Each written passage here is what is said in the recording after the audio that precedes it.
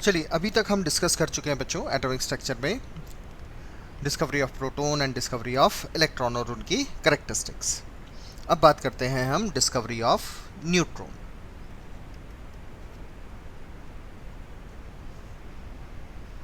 Discovery of neutrons.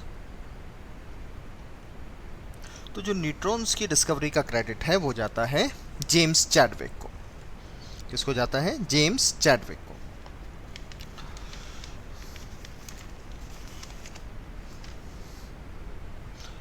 और James Chadwick ने क्या सोचकर इसको बनाया, या इसको बनाया तो नहीं, इसको डिस्कवर किया होगा, मतलब बेसिकली मास ऑफ एटम के रेफरेंस में डिस्कस किया गया होगा डेफिनेटली, क्योंकि इलेक्ट्रॉन प्रोटॉन डिस्कस हो गए थे लेकिन मास प्रोटॉन की वजह से पूरा नहीं हो रहा था।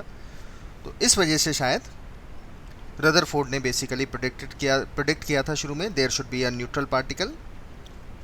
रदरफोर्ड ने शुरू में कहा कि कोई न्यूट्रल पार्टिकल ज़रूर होगा क्योंकि उस पर चार्ज नहीं हो सकता, क्योंकि चार्ज तो बैलेंस हम कर चुके थे पहले ही इलेक्ट्रॉन और प्रोटॉन की डिस्कवरी में, लेकिन मास बैलेंस नहीं हो रहा था।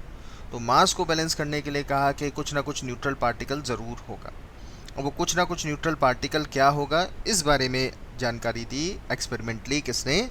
चैडविक ने। तो डिस्कवर्ड बाय चैडविक। चैडविक ने इसको डिस्कवर किया था। बहुत सिंपल था। उसने क्या किया था कि बेरिलियम एटम पर अल्फा पार्टिकल, यानी इनको बम्बार्ड कराया, हीलियम गैस को, अल्फा पार्टिकल को बम्बार्ड कराया।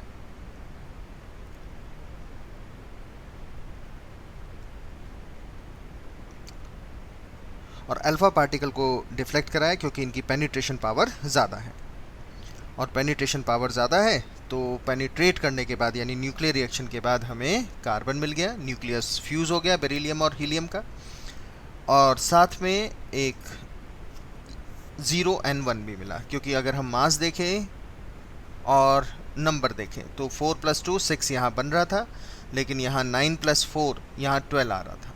कार्बन का ये आइसोटोप मिला था, राइट। तो हम फिर चैडविक ने कहा कि ज़रूर एक ऐसा पार्टिकल निकला है जिस पर चार्ज तो कुछ नहीं है लेकिन मास ज़रूर होगा। तो इसी को उसने कहा न्यूट्रॉन। तो इस तरीके से न्यूक्लियर रिएक्शंस में न्यूट्रॉन की डिस्कवरी हुई। अब न्यूट्रॉन पर चार्ज कुछ नहीं है, mass is almost same as the mass of proton, और न्यूट्रॉन जो वर्ड है वो न्यूट्रल से ही ड्राइव हुआ है।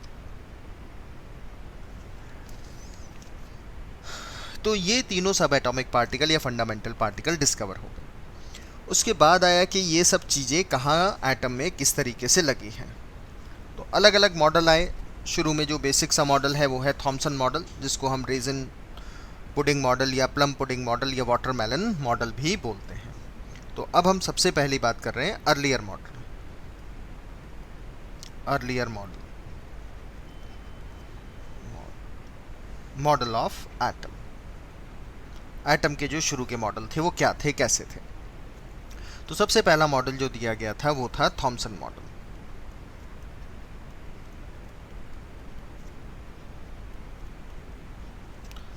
थॉमसन मॉडल क्या था? थॉमसन मॉडल था जिसको हम आज की डेट में प्लम पुडिंग मॉडल भी बोलते हैं। प्लम पुडिंग या रेजिन पुडिंग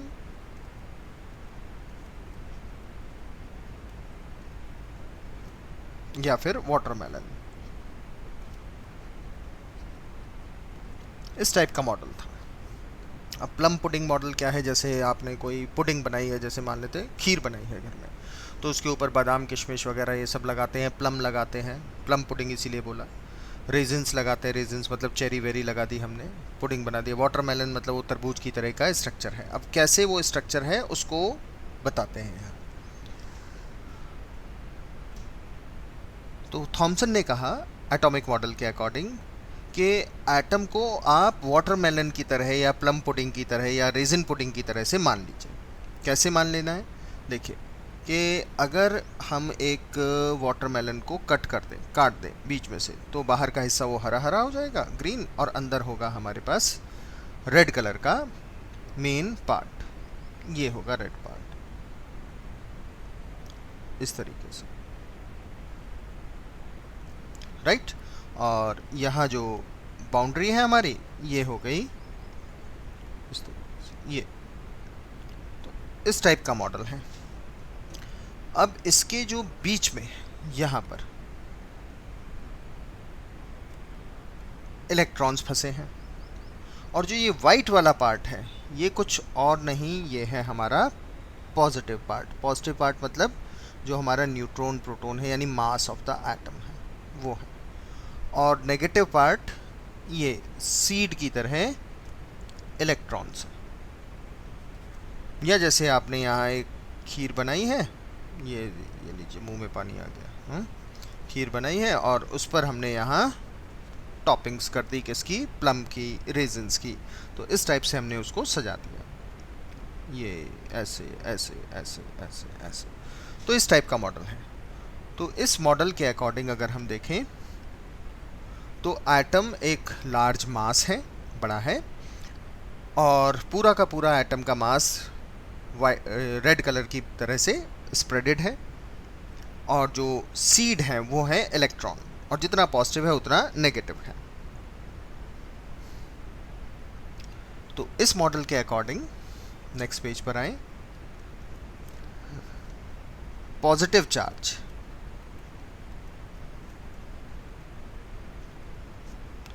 is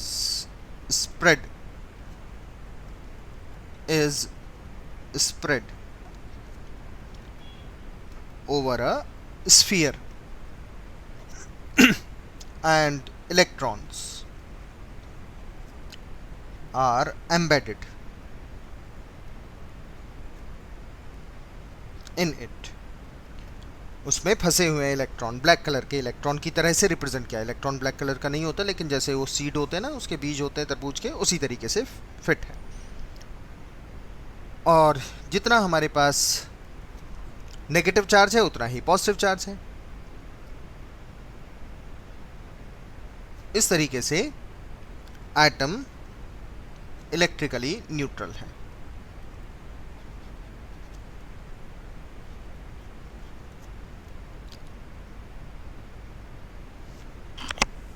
तो ये पार्ट दिया था किसने, थॉमसन मॉडल ने दिया हुआ था।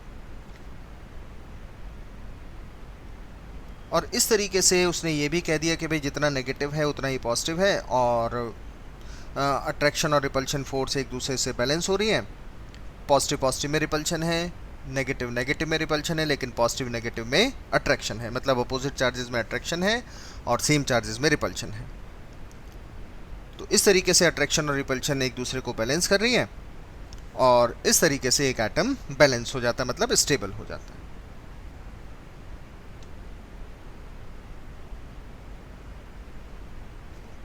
तो यहां लिख सकते हैं हम, the stability of the atom was explained as a result of balance between repulsive forces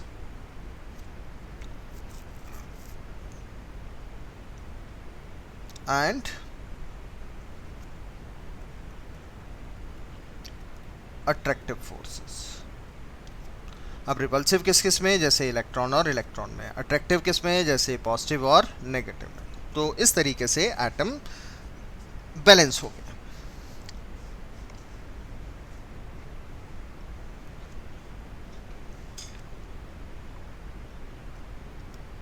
अब इसकी लिमिटेशन क्या है।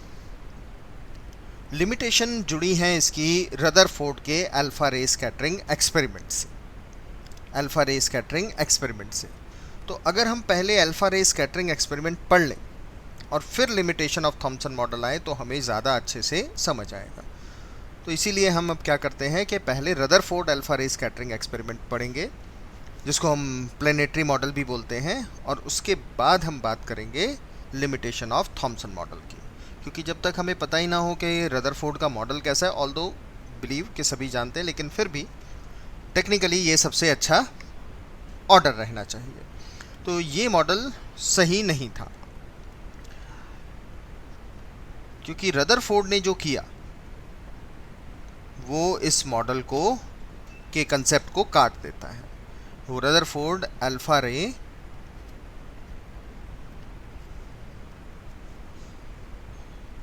स्कैटरिंग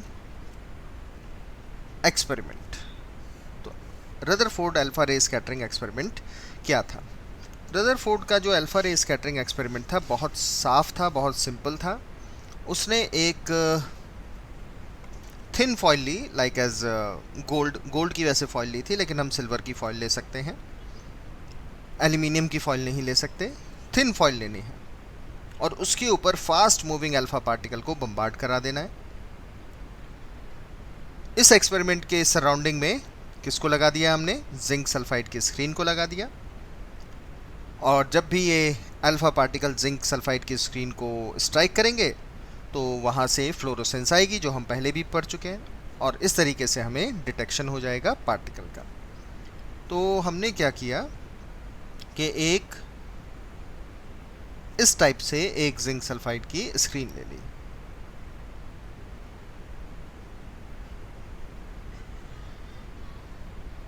इस टाइप से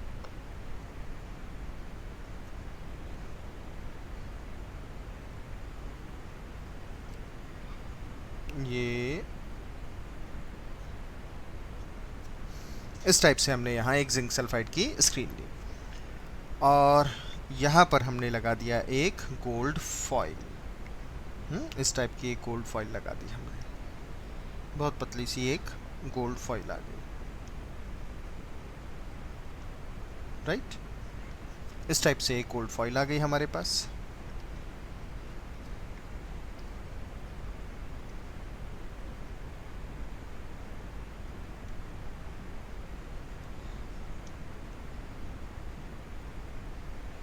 ठीक है, ये गोल्ड फॉइल आ गई, और ये स्क्रीन है हमारे पास किसकी? ZnS जिंक सल्फाइड की। अब इसके ऊपर यहाँ से हमने बम्बार्ड कराया किसको? अल्फा पार्टिकल्स को। अल्फा पार्टिकल्स जो कि डाई पॉजिटिव होता है। किसी भी सोर्स से हमने जनरेट कर लिया, जैसे सोर्स आप रेडियम ले सकते हैं, पोलोनियम ले सकते हैं। सोर्स हमारे पास सोर्स ऑफ अल्फा पार्टिकल्स, जैसे आप रेडियम ले सकते हैं या पोलोनियम ले सकते हैं। इनसे अल्फा रेज निकलती हैं। अब ये जो अल्फा रेज निकली यहाँ पर गई इस तरीके से, तो बहुत सारी अल्फा रेज पास हो गई, डिफ्लेक्ट हो गई, एक्सपेरिमेंट के रिजल्ट हमें मिले। तो किस टाइप से था कि इस तरीके से यहाँ चली गई, कुछ इधर चली गई, कुछ इधर चली गई, कुछ इस साइड आ गई, कुछ इस साइड चली गई, कुछ इधर आ गई, इस तरीके से। और जहाँ भी अल्फा रेज स्ट्राइक कर रही थी वहीं पर ही फ्लोरोसेंस आ रहा था। तो जहाँ जहाँ चमक आ रही थी हमें पता चल रहा है कि अल्फा रेज स्कैटर होकर आ रही है। तो सबसे पहला पॉइंट तो ये हुआ कि हम तो सीधी डाल रहे हैं अल्फा रेज को गोल्ड फॉइल के ऊपर, यहाँ क्यों आ रहे हैं, यहाँ क्यों आ रहे हैं, इधर क्यों जा रहे हैं, डिफ्लेक्शन क्यों आ रहा है, सीधे सीधे क्यों नहीं चले जाते, या तो रुक जाएं या सीधे चले जाएं, ये डिफ्लेक्शन क्यों आ रहा है। तो इन्हीं सब पॉइंट्स को ऑब्जर्व किया और उससे फिर कंक्लूजन निकाला कि एटम कैसा हो सकता है। तो एक्चुअल में जो अल्फा रे स्कैटरिंग एक्सपेरिमेंट था, अगर हम उसको थोड़ा सा और नेक्स्ट पेज पर ड्रॉ करें तो कुछ ऐसा आएगा। ये हमारे पास एक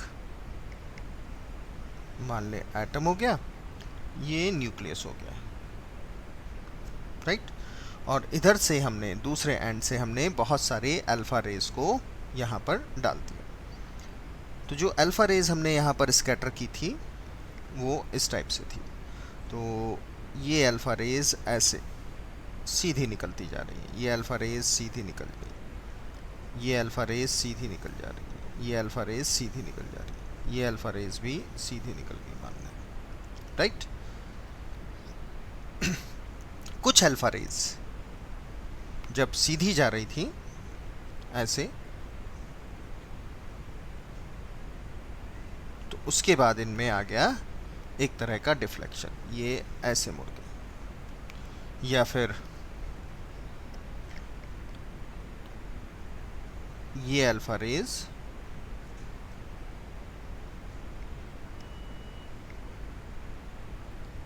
ऐसे मुड़ गई, या और कोई क्लोज होगी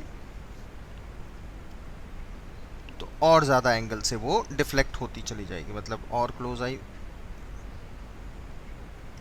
ऐसे, तो पास पहुंचते ही ऐसे डिफ्लेक्ट हो गई। और एक या दो अल्फा रेज जैसे गई थी वैसे ही वापस भी आ गई। और इधर लगाया है हमने क्या, जिंक सल्फाइड की स्क्रीन, ये यहाँ लगाई हुई है जिंक सल्फाइड की स्क्रीन। ये रिजल्ट था। तो जो अल्फा रेज थी वो ये थी हमारे पास, ये सभी अल्फा रेज थी।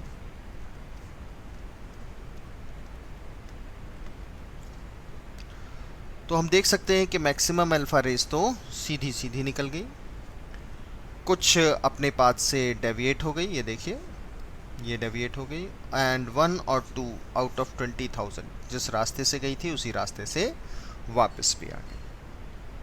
ये सभी अल्फा रेज थी, these all are alpha rays. तो ये ऑब्जर्वेशन था, और इस ऑब्जर्वेशन के कुछ कंक्लूजन थे। तो हम ऑब्जर्वेशन और कंक्लूजन एक साथ यहां पर लिखते हैं।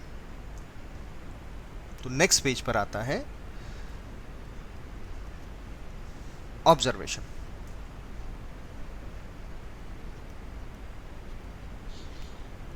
एंड कंक्लूजन्स,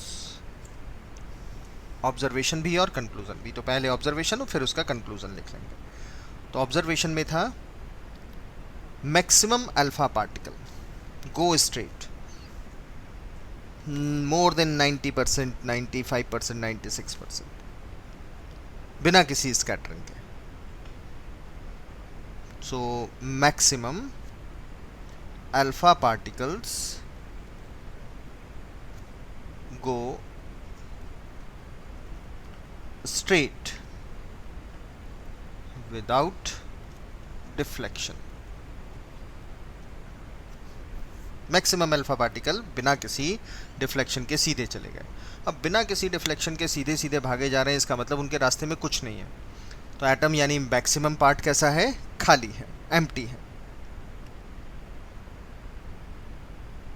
अगर खाली ना होता तो वो किसी ना किसी तरीके से टक्कर खाते और डिफ्लेक्ट होते। तो इसका कंक्लूजन क्या है, that maximum part of an atom is empty, खाली है, तभी तो सीधे चले गए बिना किसी डिफ्लेक्शन के। ये पहला हमारा ऑब्जर्वेशन और उसका कंक्लूजन था। कुछ अल्फा पार्टिकल किसी एक पर्टिकुलर एंगल से, मतलब 90 से थोड़ा ज़्यादा से डेविएट हो गए। तो few alpha particles deflect from there path.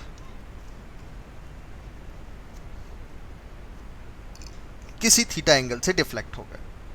अब अगर अल्फा पार्टिकल सीधे सीधे जा रहे हैं और अल्फा पार्टिकल पर 2 पॉजिटिव चार्ज है, और चलते चलते इधर मुड़ जाएं, या चलते चलते हम ऐसे मुड़ जाएं, तो कंक्लूड कर सकते हैं कि यहाँ जिससे भी ये मुड़े हैं, जिस वजह से भी मुड़े हैं, वो डेफिनेटली वजह होगी सेम चार्ज की, क्योंकि सेम चार्ज के बीच में ही रिपल्शन होता है। और अल्फा पार्टिकल का हमें पता था कि पॉजिटिव चार्ज है, और पॉजिटिव पॉजिटिव में रिपल्शन है, इसीलिए मुड़ गए।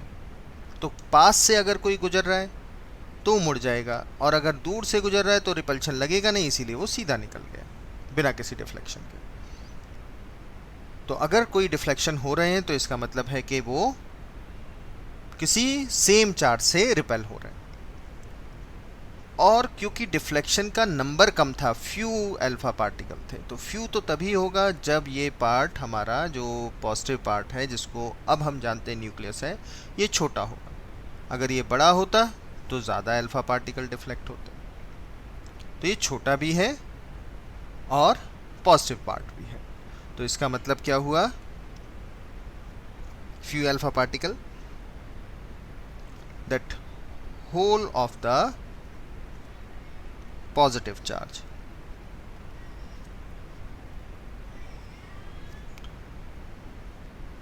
of an atom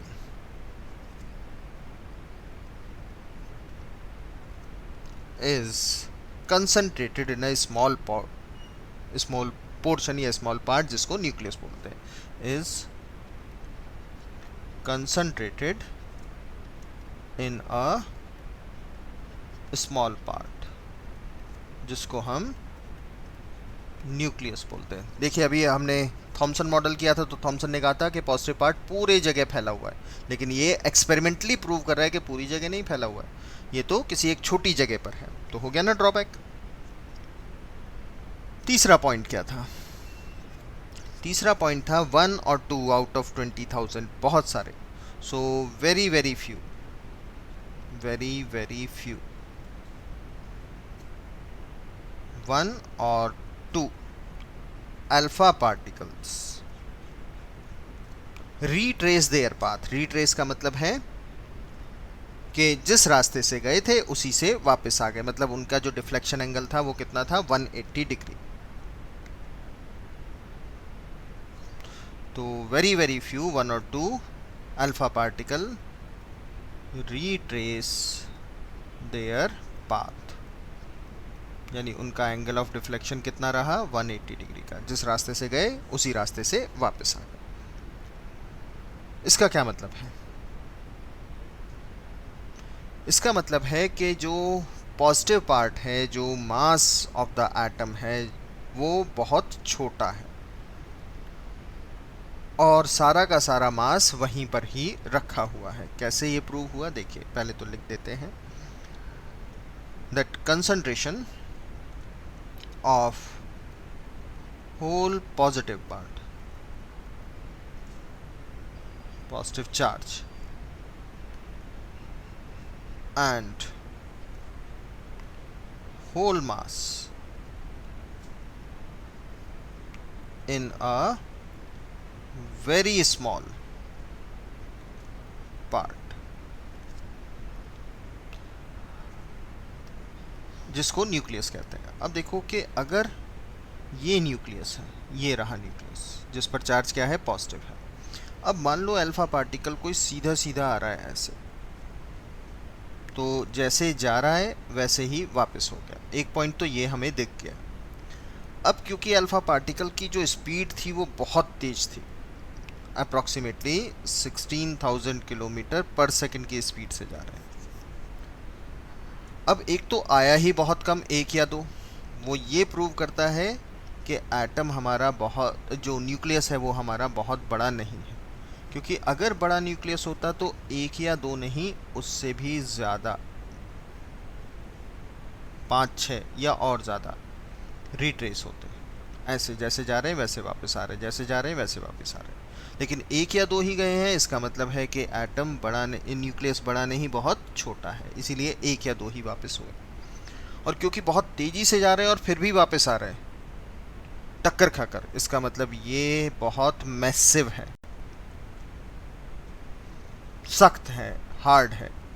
और ये मैसिव तभी होगा जब इसके अंदर सारा का सारा एटॉमिक मास कंसंट्रेट होगा। बहुत ज़्यादा मैसिव है, सख्त है, क्योंकि बहुत तेज़ी से आने अल्फा पार्टिकल वाला का भी सर फूट गया और वो वापस चला आया।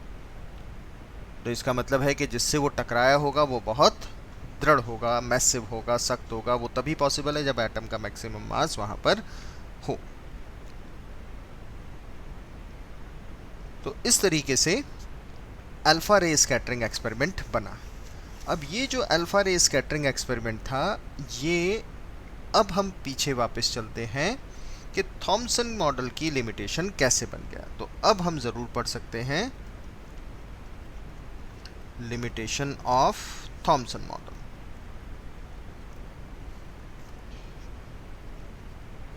अब समझिए क्या है। तो थॉमसन ने कह दिया था कि भाई एटम तो हमारा ऐसा है जिसमें पॉजिटिव पार्ट ये पूरे एटम में फैला हुआ है, इस तरीके से। ये रहा हमारा एटम, और पॉजिटिव पार्ट इस तरीके से है, राइट। तो अब अगर हम अल्फा रे स्कैटरिंग एक्सपेरिमेंट करते, यहाँ, इधर, इधर या इधर, ये सभी अल्फा रेस है। तो अल्फा रेस पर पॉजिटिव चार्ज है और थॉमसन के अकॉर्डिंग सारे एटम में पॉजिटिव चार्ज स्कैटर्ड है। तो सभी की सभी अल्फा रेज रिपल्शन की वजह से, या मैक्सिमम अल्फा रेज रिपल्शन की वजह से, या तो वापस आती या डिफ्लेक्शन आता।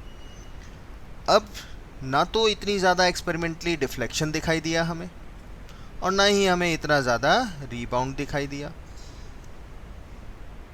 तो एक्सपेरिमेंट तो झूठा नहीं हो सकता। इसका मतलब हुआ कि सारा का सारा पॉजिटिव पार्ट फैला हुआ नहीं है, क्योंकि मैक्सिमम तो सीधी चली गई थी अल्फा रेज, क्यों कुछ डिफ्लेक्ट हुई थी और 1 और 2 रिट्रेस हुई थी। तो इस तरीके से एक्सपेरिमेंट ऑफ द रदरफोर्ड का जो अल्फा रे स्कैटरिंग एक्सपेरिमेंट था वो थॉमसन मॉडल को डिस्प्रूव करता है। तो Thompson model alpha ray scattering experiment के रिजल्ट को कंक्लूड या जस्टिफाई नहीं करता, इस वजह से ये ड्रॉबैक है। सो यहां हम लिख सकते हैं had the Thomson's model been correct, अगर थॉमसन मॉडल करेक्ट होता, so large number of positive alpha rays should have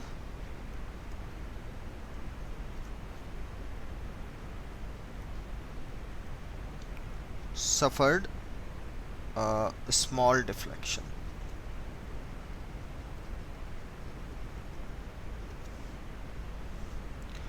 large number of alpha rays deflection दिखाती, और वो डिफ्लेक्शन भी कम होता। क्यों कम होता? क्योंकि पॉजिटिव चार्ज स्कैटर्ड हो गया, लेकिन डिफ्लेक्शन बहुत बड़ा था, तो इस वजह से ये नहीं मिल पाया।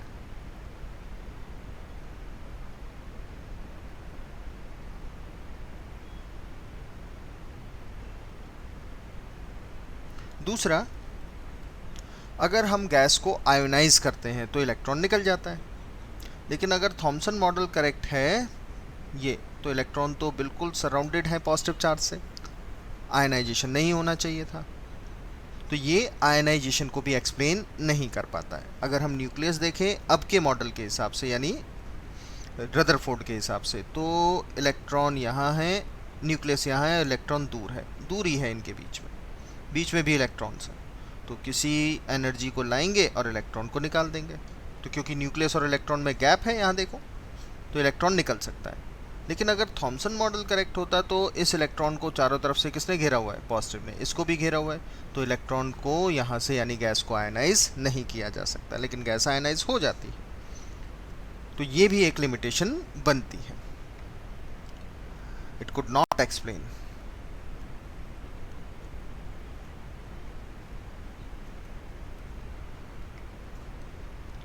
The result of ionisation. ना स्कैटरिंग के रिजल्ट को एक्सप्लेन कर पाया और ना ही आयनाइजेशन को एक्सप्लेन कर पाया।